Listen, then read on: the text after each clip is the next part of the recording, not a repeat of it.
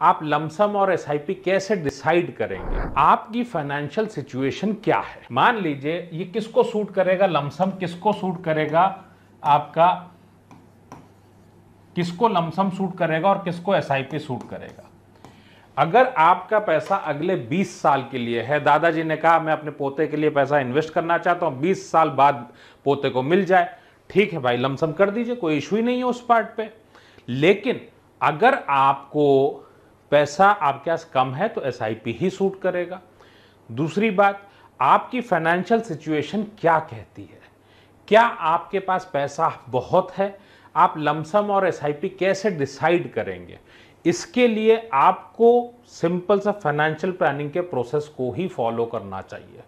आपको अपनी profile check करनी चाहिए, अपने इन्वेस्टमेंट को गोल बेस्ड करना चाहिए। आपके पास में अगर बच्चों की एजुकेशन 10 साल की है तो आप 10 साल के लिए एसआईपी करते हैं। आपके पास में कोई गोल है जो 15 साल का है, आप स्कीम सिलेक्शन इसके बेसिस पे करते हैं।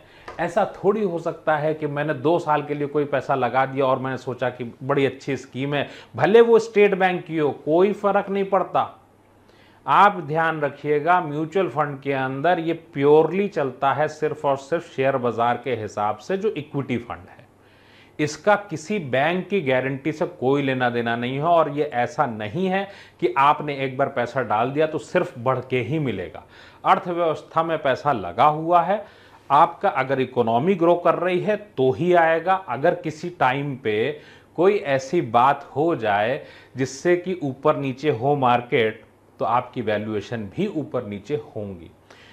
जब भी इन निवेश करें, सिर्फ एक बात का ध्यान रखें, लंबे समय का पैसा डालें उसमें, और इमरजेंसी का पैसा पूरी तरह से सुरक्षित रखिए, ताकि कभी अगर ऐसी संभावना आए कि आपको पैसे की अर्जेंटली ज़रूरत है तो आप जो पैसा आप अलग सुरक्षित रखते हैं उसी को निकालिए। एसआईपी और लमसम आपकी सिचुएशन पे ही डिपेंड करता है, सिंपली।